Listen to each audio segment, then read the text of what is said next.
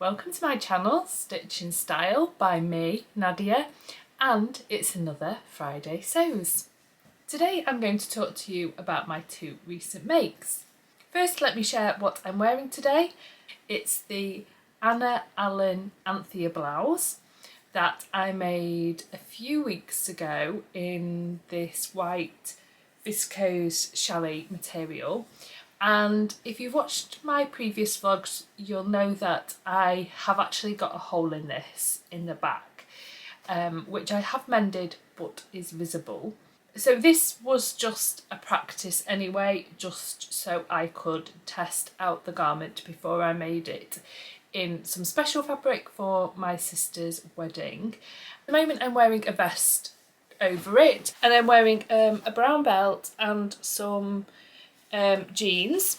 And the reason why I'm wearing it is because I like to wear my garments that I've made as a practice just to kind of get used to what they feel like and how comfortable they are to wear, and you get a better idea of what changes you want to make before you make your final version. And with this blouse, I was thinking about maybe lengthening the sleeves. I'm still undecided on that, but I'm definitely going to change this collar slightly.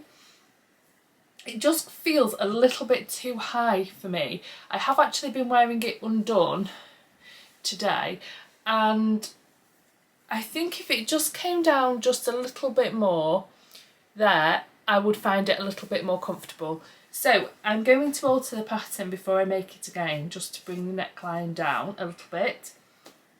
Now, since my vlog where I talked about the bob and the Barry pants by Style Arc, I have worn both of them since, and I did say I would give you an update on which ones I preferred.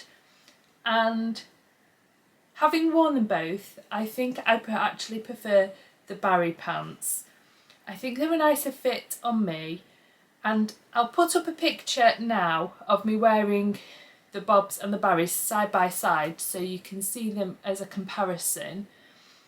Now, with the bob pants, I just feel like they might have a little bit too much material around my hips and at the front. So for that reason, that's why I prefer the Barrys. The Barrys are a better fit on me, I think, overall. So now turning to what I've made this week, and the first thing I've made are the Yanta overalls by Helen's Closet, and the size range for the Yantas is from 0 to a size 30, which is up to a 58-inch hip. And it says that they're for an intermediate sewer, and I would probably say that that's correct. There are a few little tricky things to sew, and it does involve quite a bit of top stitching as well. So I'll just pop them on so you can see them on me. I'm changing to the Yantas, and I'll step back to just show you them full length.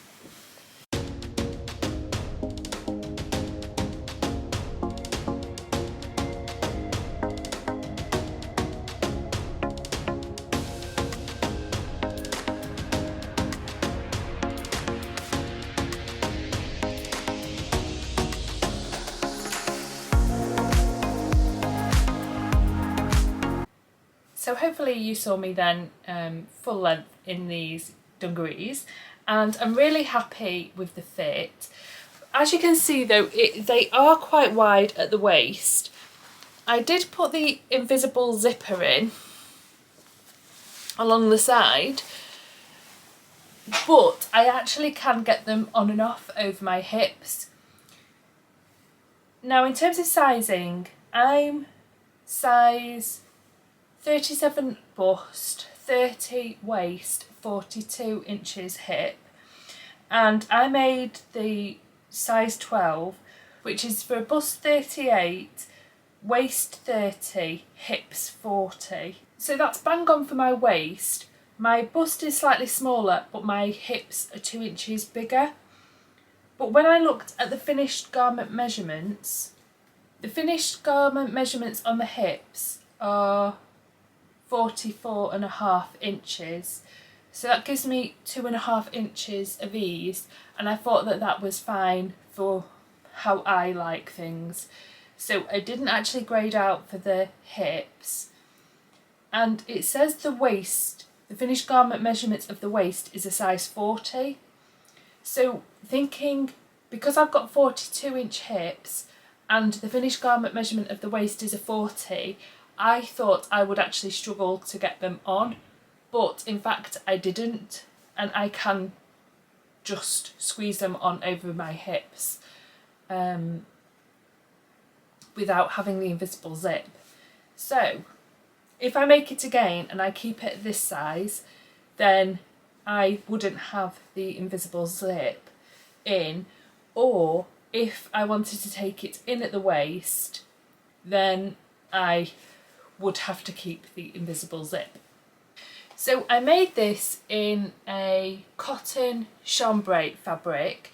Now it is fairly thick. I would say it's like kind of a denim weight fabric, and it's yarn dyed, so it's the same on both sides, and you can see how it's woven with white cotton and blue cotton, and overall it just looks kind of a baby blue colour, but up close you can see, and maybe I'll just bring it right into the camera so you can see there.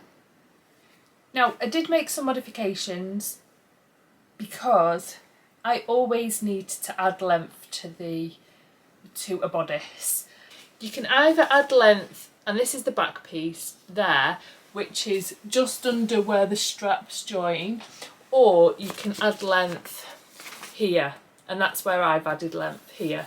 You can see there I added 3.5 centimetres, and then I added 5 centimetres to the leg length as well. I also did a sway back adjustment on the back piece, which is a standard alteration for me, and that's taking out 2 centimetres on the kind of rise. So I've added, then taken away, and added on the leg length.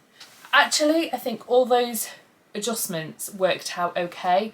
It's just basic guesswork from what I generally need to add, and looking at the height on the pattern. The height it's drafted for is 5'6", so I might have added more if it was drafted for somebody who was not as tall. Now you can see there where I've just drawn in a line. That's the size 12, that's the size 10, and that's probably where I would take it if I was going to keep the invisible zip, just to bring it in slightly on the waist. And I'm pleased with the leg length. I do actually think that I could have got away with not adding as much length, and these are supposed to be cropped, but I thought I would add more than I needed, and then I can always take them up. In fact, once I'd hemmed them, I actually decided to have a turn up on them. I've actually sewed the hem up so to be a turn up, which I can always undo if I decide I didn't want to turn up. So as you can see, instead of the normal buttons, because this is a kind of a denim weight fabric, I decided to add jeans buttons. And it's the first time I've ever done jeans buttons, and I was a little bit afraid of how to do them.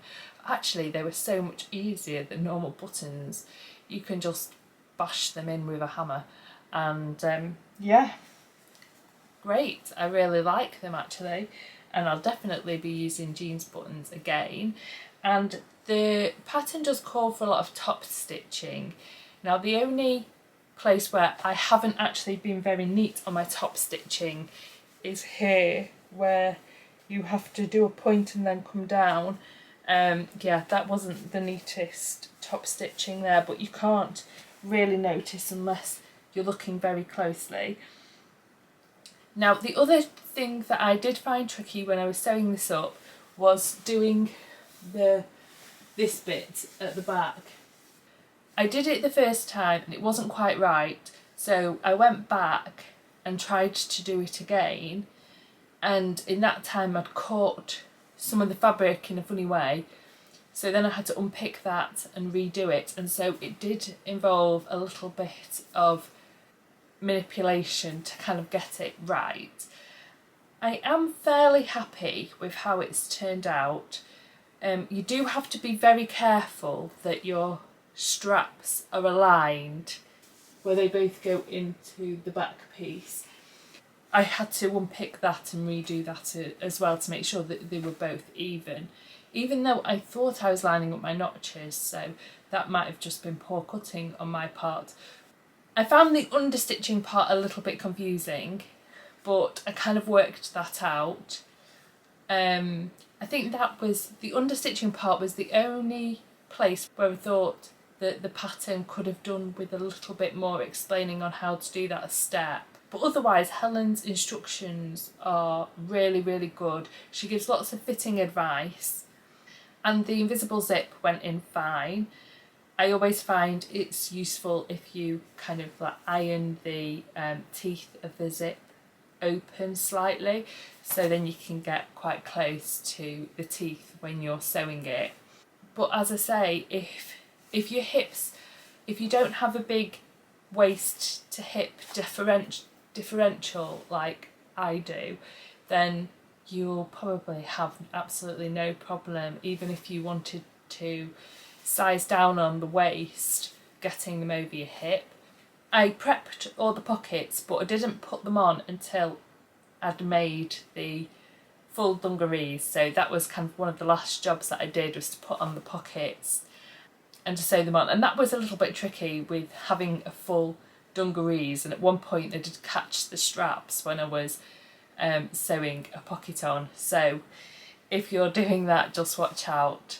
It can be a little bit tricky, but I wanted to kind of, because I'd made so many alterations to the length, and I just wanted to make sure that the pockets were kind of sitting where I wanted them to, so I didn't follow Helen's pocket placement.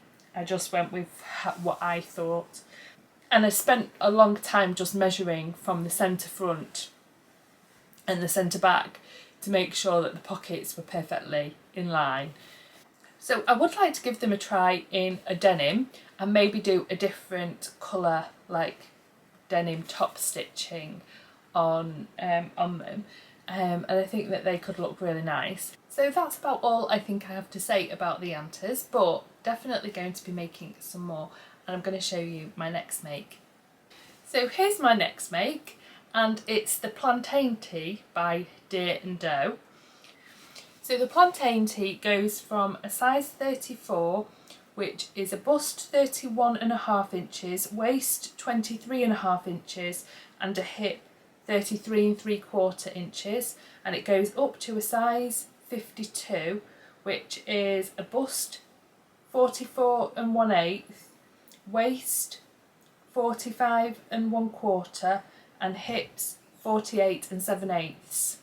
So I made the straight size 42, which is for a bust 37 3/4, I'm 37, waist 30, I'm 30, and hip 40 1/4, and my hips are 42. But I didn't bother grading on this one. The only adjustment that I made to the pattern was to raise the neckline. It came down what I thought might be a little bit too low for me. So that's my pattern piece there, and I've just raised it by 6 centimetres. So yes, it would maybe come quite a bit lower there. And the material I used, it's a viscose jersey, but it's really quite stretchy and quite slippery and quite a thin material. So it was a little bit tricky to work with, actually. I did find it wasn't as well behaved as a cotton kind of jersey. Kind of slipped and slid all over the place. So yeah, and I wasn't that confident in when you turn over the neckband and then attach it. I wasn't that confident that I'd be able to line up the 3 raw edges very well. So I basted the neckband together, the 2 raw edges of the neckband together, before I attached it to the neckline. That did mean that the neckband lost quite a little bit of stretch. So I was a little bit concerned actually that I wouldn't be able to stretch the neckband enough for it to be able to lie flat. But it did actually work out in the end, and it is sitting flat, and I'm pretty pleased with how that looks. I don't know if it's going to focus, but I have top stitched it down using a zigzag stitch, and I just zigzagged the hem on the arms and on the body. I didn't add any length to it, and you can see it kind of comes up to below my high hip, I think. And I really like the fit of it. So the only thing that I could have done better sewing wise was I tried to line up the seam in the neckband with the seam of the shoulders, but it didn't line up well at all. I unpicked some of it and tried to align it up better, but it's still not aligned properly. But I don't really think you can see, although I think I'd probably revert to just putting the seam on the centre back. That's where I generally put the seam. I don't actually know what it tells you to do in the Plantain tee instructions, and I can't really comment on the instructions because I just followed my own method. But I absolutely love, oh, and I didn't add the elbow patches. I'm very happy with this t-shirt, and actually it might become a favourite of mine. I'm definitely going to make more Plantain tees, and I'd be interested to hear if you've made either the Yantas or the Plantain tees and what you thought about them. That would be really good to hear. And I really appreciate you watching my videos and all your comments and likes and subscribes. It really does mean a lot to me. So I'm going to sign off now, and thanks so much for watching everyone, and I'll see you next time. Bye!